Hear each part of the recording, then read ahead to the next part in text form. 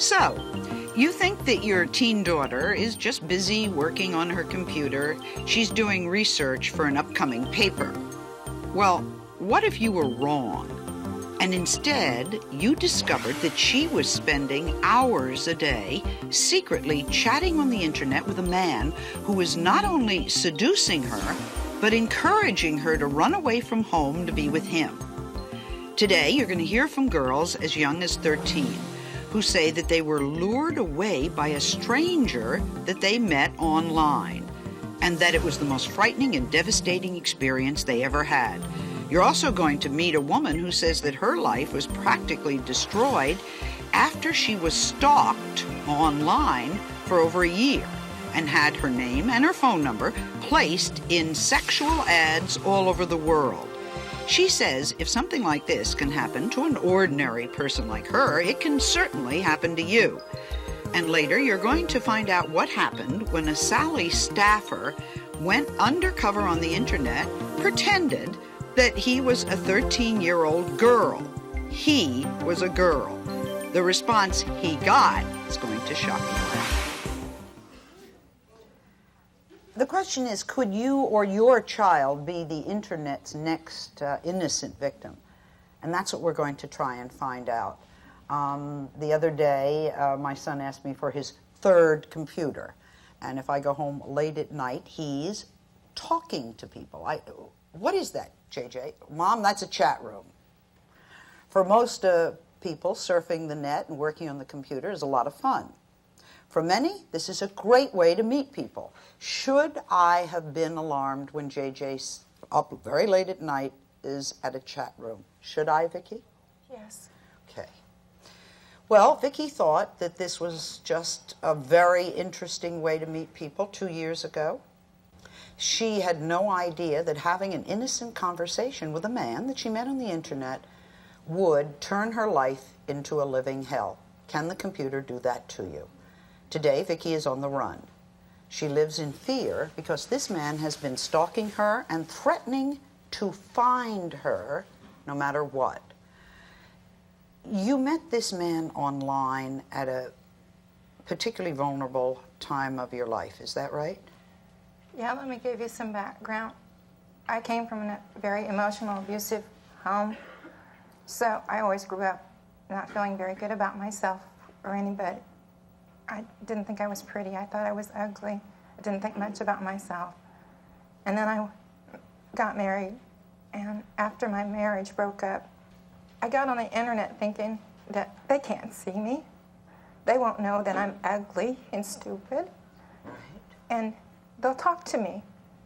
Because you go on there, they're all going to talk to you. No matter what, they're going to talk to you. And I met this man, and I thought he was wonderful. He portrayed himself as kind of like the perfect man. Prince Charming. What kind of things would he say, Vicki? Oh, he'd call me 3 times a day just to say I love you. He would send me flowers over the email, which people are surprised, but they can do that. He would tell me that I was the most beautiful person in the world. Wow, what a drug. For somebody that didn't feel good about themselves, you know. Even for somebody who feels good about themselves, to be told somebody loves you 3 times a day and all of that attention. And then you met him in person. Yeah. What happened? The first month it was fine. It was wonderful. He was everything he portrayed he was. But then I moved in with him. And after that, everything went horrible. You discovered some shocking things, like what? That he wasn't single. He was married. He was married. That's the most shocking thing I think you could find out. Not only was he married, but... It was his 5th marriage. Okay. And it wasn't just the lying that scared you. No, it was his behavior. How is he behaving? Well, he quit his job, started controlling all the money. He started taking me back and forth to work. He would question, he'd call 3 or 4 times a day at work. I eventually lost my job because he was harassing me at work. I have an adopted child that's a special needs. He started really hurting him and belittling him. And it got to the point that I didn't want to wake up in the morning because I never knew what he was going to do. And you were in this relationship dependent on this man. And was he physically abusive to you? Yes. What did he do? I'd have a phone call, and he'd grab the phone, and he'd hit me with the phone, and then he'd break it into pieces. And then he would start. You're somebody who was into this internet thing. Yeah. Couldn't you, when he started to act strange, couldn't you find somebody to help you on the internet? They don't believe you. I mean, he goes on and everybody thinks he's so wonderful and she must be crazy. You mean people get to know other people as a couple? Oh yeah, he told them we were married. I was his wife, and we weren't even married. Why didn't you get up and try and run away? I called the police. They told me, lady, we can't do nothing to help you because that's internet. If it was a telephone, we could help you.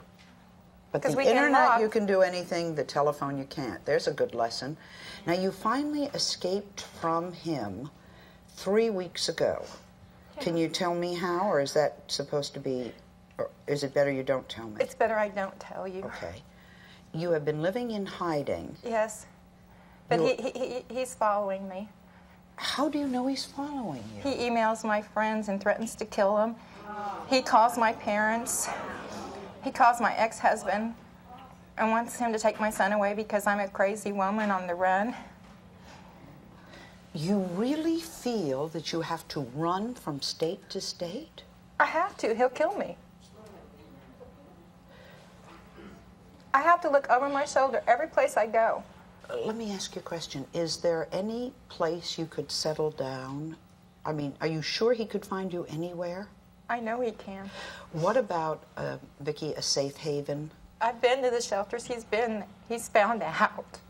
He can find a shelter where you are? They don't keep your name? There's ways of finding out. No, the cops are supposed to take you out there, and they're supposed to go the long way around, but people find them all the time. Okay. What can people who know how to hide people do for you? If somebody is watching us now and they know how to hide somebody, what can they do for you? I mean, if he's clever in finding, aren't there people just as clever in hiding? I hope so. And I hope so too. We'll be right back.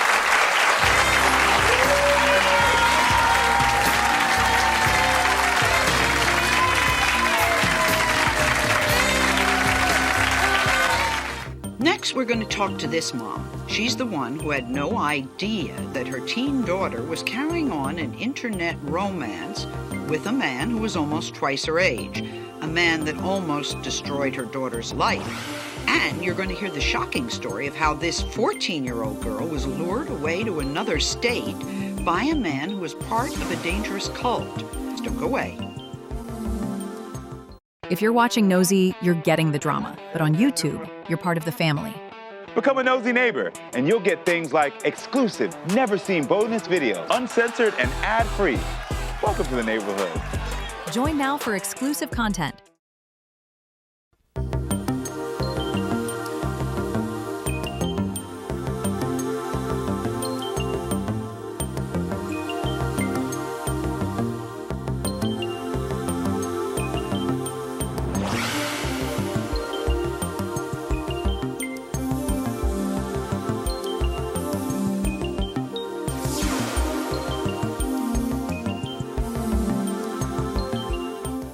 So I admit I'm behind the times. You know, there was a time when no one had a computer. Now there are millions of people connected online all over the country, all over the world, and almost 4 million of them are children under 18. This is Cynthia. Cynthia said that, like most moms, she decided to get a computer for her family. That's what I did for JJ, because it was a great educational tool. She had no idea it was also a place where her 16-year-old daughter, Jaime, could be lured into a dangerous relationship with a much older man, which is exactly what happened. Now, let me tell you something about Cynthia. You don't mind me saying this, do you? Cynthia is the mother of 4 daughters. She teaches positive parenting classes. Jaime is very smart. She's an honor student. So nothing can happen to these people, right? Right. Top of the line, very clever, wrong, of course. How did this get started, Cynthia? Well, Sally, we purchased the computer at Christmas time for our children, like I said, for educational purposes. I have a friend that's online, so she talked me into putting online in about May. And we would go into the various chat rooms, and there are some good people in the chat rooms, but gradually but slowly I started to notice a change in my daughter's attitude. And she had hooked up with a BBS, which is a bulletin board service, which what you need actually for that is just a modem. Gradually but slowly she got more and more involved with this. And I'd say probably about maybe the middle of August, no, about the 1st of August, she brought a man over to ask if she could date him. And my daughters are not allowed to date till they are 16, and she had just turned 16 at the end of May. Okay. And I took a look at this gentleman and knew right away that he was much older than what he was telling me, and we said no. And that's when the nightmare began. He began to start stealing my child out of my home. Not stealing her, but sneaking. She was sneaking out every night. She'd start sneaking out. And let me go to Jaime for a minute. Jaime, you started a secret relationship with this guy. You met him on the internet? Uh-huh. Okay. How did you do this? How did I do it? Yeah. I just talked to him on the phone. I talked to him on the BBS all the time, constantly. He was always on my mind. There wasn't a part of the day that he wasn't. I was either talking on the phone with him, on computer, or with him. He was my life at this point. I was always thinking of him. I was always talking on the phone with him, or I was always on the computer with him. You say the guy had you under his control and Yes, made he you did. believe that he loved you. He told me he loved me. He promised me children. He said he was going to marry me as soon as my parents would have allowed it, or until I turned 18. The day of my birthday, supposedly we were supposed to go and secretly get married in Las Vegas. Uh-oh. All right, now wait. You're not allowed to date and just turning 16. How old was he? He was 29 years old. Okay, almost twice your age. Uh-huh. He was practically old enough to be my father. Cynthia, did you realize that Jaime was carrying on the relationship to the point where they're going to go to Las Vegas and get married? No, not at that point in time. No, Sally. What happened was that when he came to my home, I called the people that sponsored the BBS and told them that this man had been to my home and that my daughter was way too young. And specifically, I got the runaround that nobody's actually in charge of that and Sure. what he did in his personal life. Now, you took dramatic steps. Yes, I did, ma'am. What did you do? Well, I first had her taken off the BBS, and then there came a hospitalization with my daughter over it. And the second time around, when she came out of the hospital, we found her sneaking out again, and we took the computer out of our house in the middle of the night at 4 o'clock in the morning and sold a $3,000 computer for $400. Well,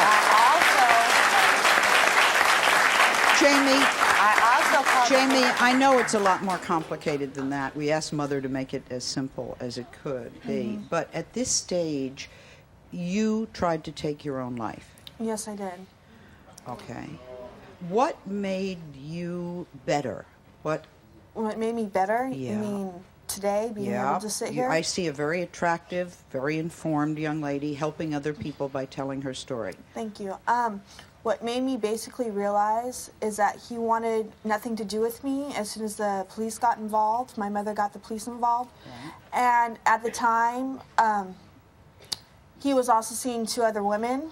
He was telling me that they're just friends sleeping together and that I was the one he loved and I was the one he was going to be married. He was friends sleeping with his friends? No, they were friends just sleeping together.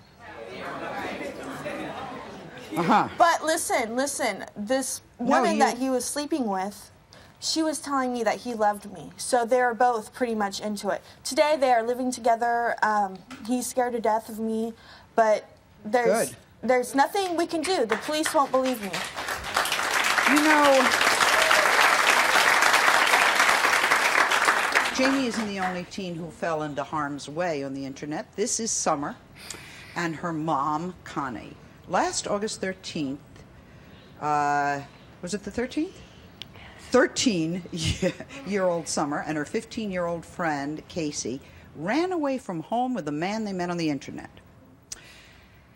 Summer's friend, Casey, never returned home. She married the guy. This is a very shocking story, and it did make headlines.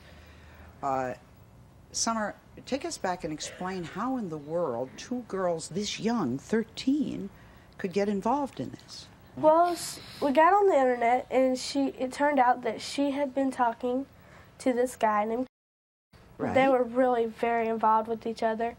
And in what kind of a chat room? It was called Vampire. Vampire chat room? It was based on the book Vampire the Masquerade. Somebody go home and take that computer away from my son very quickly. What happens in the vampire chat room? It was really very scary at first. People would sit around and drink blood on the game, in which I thought it was role-playing. At least I thought so. And Casey informed me, this is just role-playing. You'll get the hang of it. And she had been talking about running away with him. With whom? The guy that she had met in the vampire chat room. And I didn't believe her. I said, no, you're crazy. You ain't going nowhere. You think it's role-playing. She's telling you that a man is going to come and get her? Where's he coming from? He's coming from 8 states away in Reno, Nevada. You live where? In South Carolina. Doesn't make sense to me, but then, okay. Did she ask you to run away with her? At first she did, and I said, no, I can't go. And she respected my wishes. And then it turned out that on August 12th, the day before she left, she said, well, he's here, and I'm leaving. And she said, please go with me. She begged me and said, you're my best friend. You've got to go with me. I don't want to be alone here. And I said, I can't go. And that morning, the next day, she called me, and I told her I'd go with her. Now, Mom, did you know any of this? No. Your daughter had been studying computers in school. She didn't have one. So none of this, and she was with another young girl. I knew they were on the computer at Casey's house. But that's all you know. But that's all I knew. Summer, let me get this straight. You're 13, your friend is 15. A man comes in a car, a complete stranger, from 8 states away. You get in the car and let him drive you to the other end of the country? Now wait, she's 13. He put her driving through she's 13, guys. A guy comes in a car, looks good to her, right? So you got it. I'm not putting you down, Summer. Understand that. The reason why I went, I didn't go with him. I was going with her. People need to get that straight that, I wasn't going with him. They were in the relationship together. Happened? Out of loyalty to a friend, not I understand. for the guy. Friendship is very important when you're, at any age. But what happened when this man drove you all the way to Reno? Well, we stayed in a trailer with nothing. There was nothing in the trailer? Nothing at all. And what happened? Well, that first night we was there, we went to his friend's house, and there was a lot of blood involved. A lot of what? Blood. They took the game, the chat room, into real life. Tell me, hon, what you mean. In the chat room, people would go and suck blood. It turned out that when we got there, cut Casey and sucked her blood. So what you thought was just happening on the internet, there are people sitting in a room doing this? Yes. Uh-huh. You were there for 11 days. Can you tell me what happened besides cutting people and sucking blood? I was so scared. It was very weird. To sit around and see these people cut themselves and drink blood all day long and being drugged. It's like the worst sight I ever saw. And they had her convinced Sally. They did what they called. See, she was so scared, so she went along with them because she didn't know what else to do. And they did what they call embracing. Embracing? What? I'm sorry. And when they do that, is that they tell you that you're theirs for life, that you can never get away. That if you ever try to get away, it's death to you. Did they tell you that, hon? Yeah, see, on the computer, if you embrace someone, they suck your blood and you suck theirs. Oh, no. Then you're one of them for life. You're theirs for life, and if you ever try to get away from them, then they tell you that you'll die. How did you get away? It turned out that I ended up, when the FBI had in custody, I turned out and went to the gas station and called the police and told them to come and get me. Good girl for 13. Sally, Good girl. Who called the FBI? Did you call the FBI, Mom? Who called the FBI? Well, we tried to get FBI involved, and we were told that they wouldn't because they kept saying she was a runaway, even though she was crying when she got in the car. Right. And so... No, wait. The other girl is still... With this man. She still is? What about her parents? They signed for her to get married. They signed for her to They marry. signed for her to get married? Yeah. You know, and you think you know people, Sally. You know, these are upstanding people, they seem. They signed and they were upstanding. Summer, has this taught you anything? What has it taught you, hon? It teaches me that no matter if kids do leave willingly on the internet, these people are manipulating and abducting kids. They're drugging them and they're making them believe that this is the fantasy life, that you want to live this. And there's a whole lot of people doing that.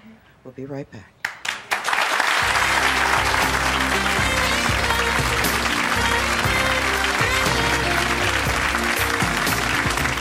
Next, the woman who says she was stalked, humiliated, and threatened for over a year by a mysterious person who became obsessed with her on the internet.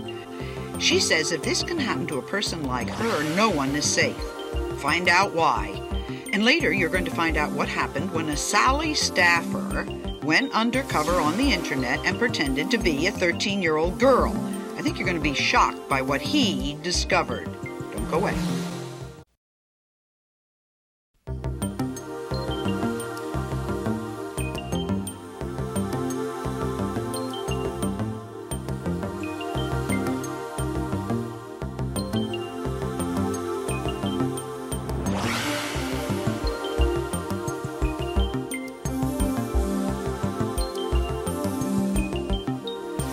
My next guest is Jane. Jane got caught up in a very frightening online experience that could have destroyed her life, almost did. Is that true? Mm-hmm. And it happened in the most innocent way. Well, what happened? What happened was I married to a Marine, and we were in Japan for 3 years. And you were a writer, right? Yes, I have published 6 books while over there. Now, there's a woman who's published 6 books. She's a writer, and she lives in Japan. Cool, no problem. We moved back to the States, and I felt it was time to start looking for an agent, and I was still a little bit new to the internet. And this was a year ago, January, and I saw on one of the news grids, which is different from chat rooms. It's more like a message board, and you can read what people write and reply to it. And I found a post or a message that was from a literary agency, and so I said, well, this looks kind of interesting. They're saying they're looking for new authors, so I called the phone number, spoke to a gentleman, explained what I'd done. He said, send a proposal, and I did. About 3 to 4 days later, I get an answer, and I was like, well, this is awfully fast. So I read the letter, and it said, this is the most professional proposal. You've written 6 books. It ought to be professional. Yeah, it was a professional proposal, and yes, we'd love to represent you. Now send us a $75 reading fee. And I'm thinking, well, I know agents don't charge reading fees. They take a percentage when they sign you to a contract. So I wrote back a letter saying, I want my book proposal back. You misled me.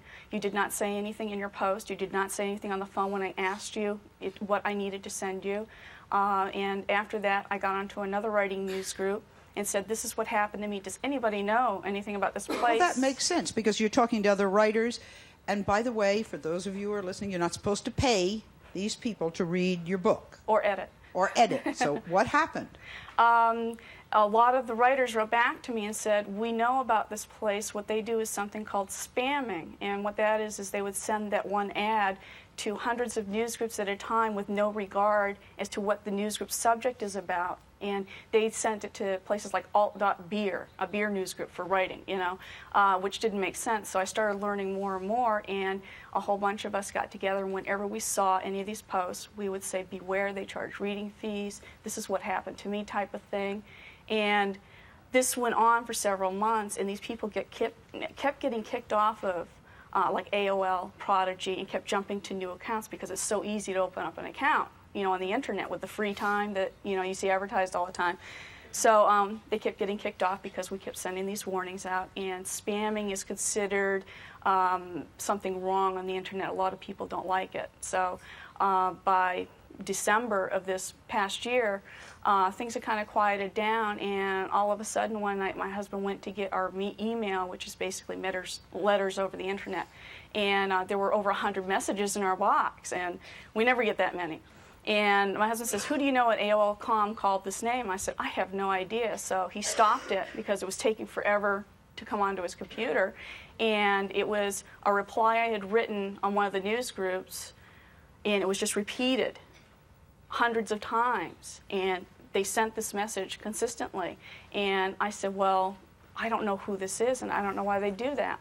And this happened for the next 2 nights. And we finally had to call our provider, which is Netcom, and they changed our email address.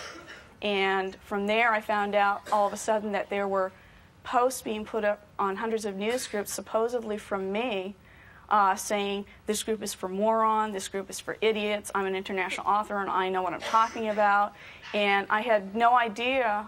See, I can send anything and use your name or your name. I don't have to prove I'm you. I can just send anything. So they sent things using her name, and they listed her in the Hot Bites sexual ad, telling people to call her for sexual fantasies. Even sent to faculty members at the college in which she taught. Would anyone help you? Well, by the time the Hot for Love Bites post came around, which was 2 weeks later, the first thing I did was a Sunday. I called the local police, which is the first thought anybody would do.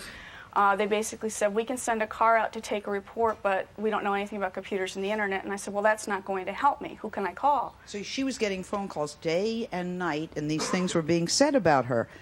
Could I get on right now and take this woman's name and say she wants hot sex? You sure could. All over. You sure could. I could do that. Anybody can. Okay, the upshot is that Jane is filing a civil suit for $10 million and is going to testify before the Senate. We got to go, Pat. We'll be right back.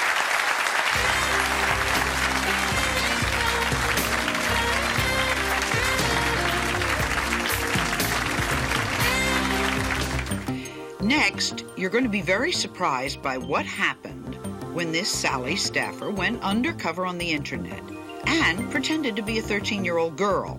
It was a him. The response he got is going to scare you to death.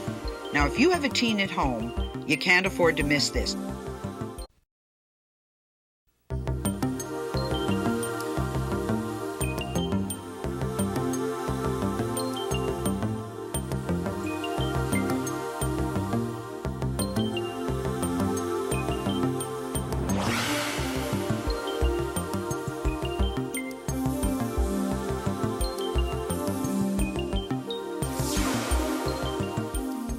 Okay, I haven't done any of those things.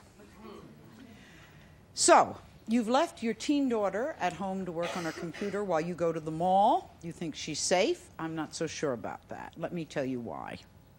We would like you to meet 21-year-old Jeff. Jeff is on our staff. He is getting credit working with us for this semester. Jeff has admitted to us when we were putting together this show that he spends a lot of the time on the computer. So we decided to have Jeff go undercover and do detective work for us. I mean, if that's his specialty, we'll use him. Here's what we did. Last week, Jeff went online. He pretended to be a 13-year-old girl named Jessica. Sally, Jesse, Raphael. Make him Jessica. we were curious to see what kinds of things would happen to this 13-year-old young teen girl who decided to go on the internet. Tell us exactly what you did first, Jeff. Okay, Sally, what I did was I turned on my computer, and instead of using my name, I substituted it with the name Jessica. Then you are Jessica. So now I'm the name Jessica. And when you change your name, you have the option to change or fill in a profile to fit the name. So what I did for age was wrote 13, sex, female, marital status, I'm only 13. Do you think I'm married, is what I put in. Hobbies, watching TV, listening to the radio, talking on the phone, 90210, just what I thought would to be common things that you'd find that a 13-year-old girl might be interested in. So you are now a 13-year-old girl. So girl. now I'm a 13-year-old girl, and I enter a teen chat room, and what I thought where I would have to wait for someone to contact me, in no less than 5 seconds, did I get a message from a man asking me if I like sexy photos. I asked him who he was, and he tells me he's a man in Germany. I mean, who knows the truth to that? What made you contact me is what I ask him next, and he says, I see your name, and whatever. I ask him if I check my profile, because it clearly states in my profile that I am 13, and then I tell him that I am a little young. Does that matter to you? And his response is no. Do you like it? Whatever. Do you like it? Do you like it? Well, it gets worse. What happened then? So, you know, after that gentleman seemed to get nervous when I kind of didn't respond to him after a while. But then the next gentleman that contacted me, no less than 10 seconds later, told me that he was a male stripper in L.A., and would he like to chat with me? And I respond, you're a stripper? And he says, yes. And I said, what made you contact me? And he tells me that he was just looking through names. And once again, I tell him that I'm a little young. Is that okay? And all right by me. No problem with his response. I guess, you know, he likes them young. I ask him what he have in mind, and he tells me, do you have any questions about my stripping? Just like that. And I said, I don't know. You know, I've never seen a stripper before. I'm playing the part of a 13-year-old. What do you mean? And he goes, do you like the idea of seeing a guy stripped? And I say, once again, I don't know. I never saw it. And he goes, would you like, if I send you a picture, do you know how to take a look at it? And I said, yes. And next thing I know, there's a completely nude picture on my screen of this guy. I mean, I couldn't believe it. We blacked it out, but... Obviously, it had to be blacked out, but it was such a vulgar and vile picture. I mean, I couldn't believe it. My sister, younger sister, goes online every day. That's very frightening, because there are millions of underage girls and boys who go online looking for some innocent fun. Now, the question is, how in heaven's name do you protect your children from a pedophile or people who are up to no good on the internet? This is Colin Hatcher. Colin is the co-founder of a group called Cyber Angels. This is the mod squad of the internet. What is Cyber Angels? Sally, Cyber Angels is an internet safety organization made up of volunteers all over the world. From people who use computers, a lot of us are very experienced online, and our basic mission on the internet is public education about online safety. So we spend a lot of time advising parents what to look for, how to work with their kids for safe chatting and safe internet use, and also talking to kids and educating kids as well. Now, do you know you would know much more than I, the legal ramifications. When I use this woman's name for, call Pamela for sex or whatever it says in the men's room on the wall, I'm allowed to use any name I want? Well, when you're online, you pick a nickname. And of course, you can pick any nickname you like. But can I pick a name of a real person? Yes. As happened to Jane? You certainly can, and you can impersonate somebody else. It is possible to do that. So there's nothing illegal about doing that. Now let's go to the 13-year-old Jessica, who, thank heaven, doesn't exist. She entered a teenage chat room. What stops these men from sending a 13-year-old girl nude pictures? Nothing? There really is nothing, and everybody needs to, parents especially, and kids need to remember that when you're chatting online, you never know the age of the person you're speaking with. It's very common for people of mixed ages to mingle in these chat rooms. It's not like a club at school. Is that why you should keep the computer in the living room and look at it as you're walking by every couple of hours? Sally, let me just say that I would advise you very strongly, don't take the computer away from your child, and don't ban the internet. And for all parents, the solution to this problem is not to ban the internet from your kids, because it's the most wonderful technology that we've had in our lifetime. But what do you do about all this that's happening? What you need These to do, people are not going to tell you this is a wonderful invention. It's very important for everybody to remember, don't panic about this. What you need to do is educate yourself, educate your kid. We call it cyber street smarts. That means just like when you go out on the streets of New York, you don't walk in the dark areas, you keep your eyes about you, you learn to recognize danger when it's coming your way. Our kids online need to be taught the same things, and that can be done. We'll be right back.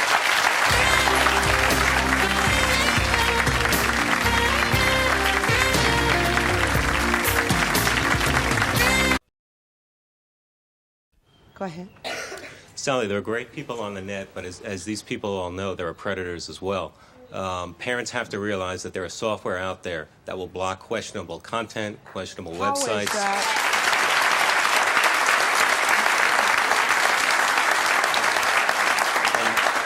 Explain. You mean if you were 13-year-old Jessica, there is software that will keep Jessica from talking to the... There is software that is very inexpensive that parents can purchase, set up on the computers, and therefore control the access of their children to the net. And it should be done because... That's important for somebody to say. Thank you very much for saying it. Thank you. Wait a minute. We're going to meet Dr. Michael Adams. Doctor is the author of Online Friendship, Chat Room Romance, Cyber Sex, Your Guide to Affairs of the Net. Michael, it's still a mystery to me why so many people are looking for love on the internet. Will you explain the appeal? Well, you know, Sally... You have never seen these people. That's true, and there's a very powerful fantasy component to these kinds of relationships that take place online. Because you can be anything and say anything. You can be anything and say anything. You know, and originally and initially, all you have to go from is text-driven information. You go from what the person is writing to you. And you have to draw that picture in for yourself. What is that person really like? What's their personality really like? What do they look like? What are they like? And psychologically speaking, we usually want to take it one step further, especially romantically. There's a powerful drive to connect with these people and meet them. Is it only disenfranchised, lonely people who get caught up in this? I'm glad you asked that question. It's a popular myth that people who are online really don't have a social life offline. But that's not true. Or they don't have a life. But that's not true. These are folks, actually, in our book, and we have lots of stories that illustrate this, these are folks that work and have careers and families. They just get connected online and have found like a new way to make a relationship. Colin, how many complaints do you get that would be typical of what happened to our first guest, to Vicki?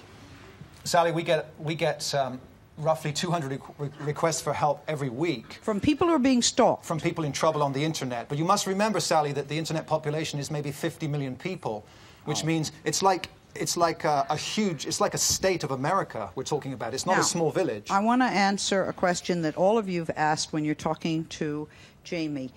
Teen girls are particularly vulnerable when it comes to internet romance. Yes, why? That's exactly true. Because when you think about it, like you were suggesting earlier in the show, the first love is a very powerful love. And it's a very vulnerable population to seduction, love, fantasy.